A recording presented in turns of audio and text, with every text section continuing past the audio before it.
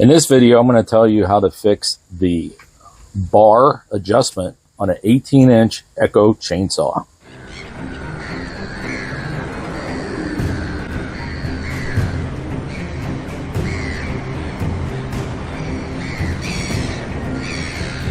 Well, good morning, everyone. Today we're a little bit overcast and it's supposed to rain today. In the past couple days, we put some long days in at work. So we're going to take the day off at the Cove. But what we're doing with this video is Marianne had recorded me fixing our 18-inch Echo chainsaw. And I asked her to do it in case in the future I got to take it apart and do it again. So this video clip is kind of like, I don't want to be selfish, but for us, it's just to document how to take it apart, fix it, and put it back together. Because if you watch the last few video series leading up to this, you notice that number one, we damaged the chainsaw by just cutting some really old logs and everything, and it gummed up in there and it seized the chain.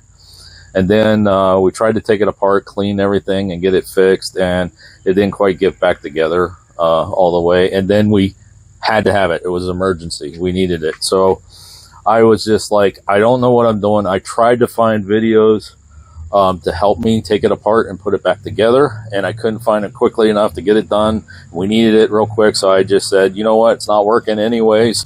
I'm just going to tear into it, and that's the video that you're about to watch, the video clip.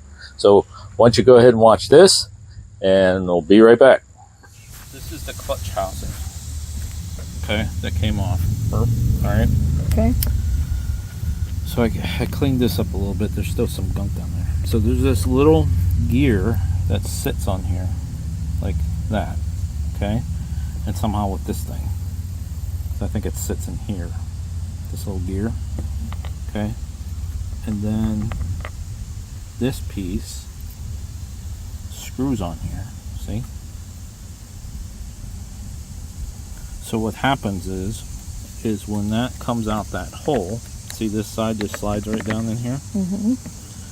That comes out that hole, that little gear sits there, and when you turn that nut, it engages that gear, which makes this spin to go tighter or looser. Does that make sense? Mm-hmm. So this goes here, this goes on here, which I gotta clean this. This goes on here, and then this gear would sit like that. Okay? Mm-hmm. And then this goes this way. Like that. Yep. Okay? Mm-hmm. So that gear that was stripping, not connecting to this, because I think this might have been too far over. And it got to these thread here. Where there's no threads? Where there's no, yeah, there's no thread. So this came off. Gotcha. Okay. So this goes like this. This goes like this.